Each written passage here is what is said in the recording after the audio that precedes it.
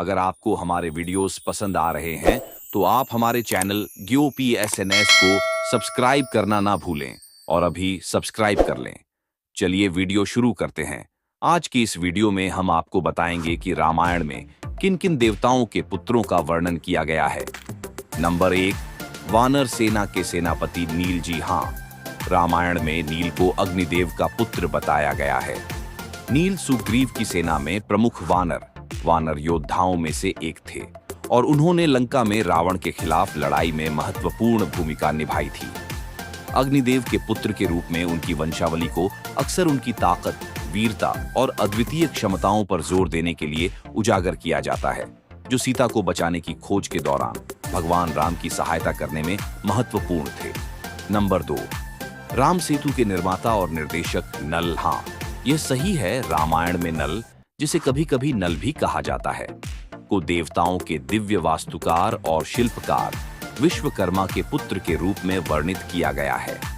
नाल को अपने पिता से निर्माण और इंजीनियरिंग में असाधारण कौशल विरासत में मिला, जिसने समुद्र के पार लंका तक पुल, राम सेतु या नाल सेतु के निर्माण में महत्वपूर्ण भूमिका निभाई।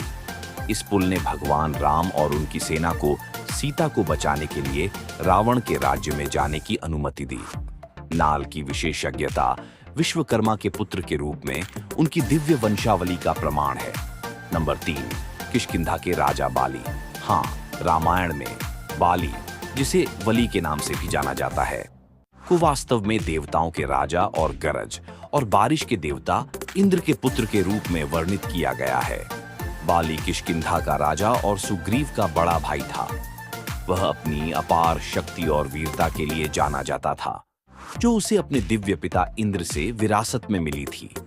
बाली की ताकत इतनी महान थी कि कहा जाता था कि उसे युद्ध में कोई भी हरा नहीं सकता था। हालांकि उसकी ताकत के बावजूद वह अंततः भगवान राम द्वारा मारा गया, जिसने सुग्रीव को अपना राज्य वापस पाने में मदद की। बाली की दिव्य वंशावली और असाधारण शक्ति उसे महाकाव्य में एक महत्वपूर्ण पात्र बनाती है। नंबर 4, बाली का भाई सुग्रीव। हाँ, यह सही है, बाली के छोटे भाई सुग्रीव को रामायण में सूर्यदेव के पुत्र के रूप में वर्णित किया गया है। बाली की ही तरह जो इंद्र का पुत्र था, सुग्रीव के दिव्य माता पिता ने उसे विशेष गुण दिए। वह अपनी बुद्धिमत्ता, निष्ठा और शक्ति के लिए जाने जाते थे, जो सीता को बचाने की खोज में भगवान राम की सहायता करने के लिए आवश्यक थे। बाली की पराजय के बाद भगवान राम की सहायता से सुग्रीव किष्किंधा के राजा बने।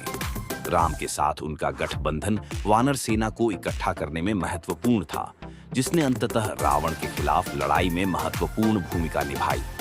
नंबर 5, हनुमान वास्तव में हवा से निकटता से जुड़े हुए हैं, लेकिन अधिक विशेष रूप से उन्हें वायु देवता वायु का पुत्र माना जाता है। हिंदू पौराणिक कथाओं में हनुमान को अक्सर पवन पुत्र, पवन का पुत्र या वायु पुत्र कहा जाता है। किंवदंतियों के अनुसार जब हनुमान की मां अंजना एक बच्चे के लिए प्रार्थना कर रही थीं, तो वायु देवता ने उन्हें आशीर्वाद दिया और इस तरह हनुमान का जन्म दिव्य शक्ति, गति और उड़ने की क्षमता के साथ हुआ।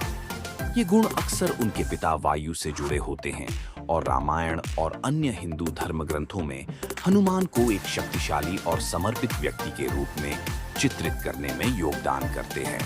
हनुमान की वफादारी, बहादुरी और अपार ताकत उन्हें हिंदू धर्म में सबसे प्रतिष्ठित शख्सियतों में से एक बनाती है, खासकर भगवान राम के भक्त के रूप में। आखिर में हमारी इस वीडियो को देखने के लिए आपका धन्यवाद। हम आपसे जल्दी ही मिलेंगे।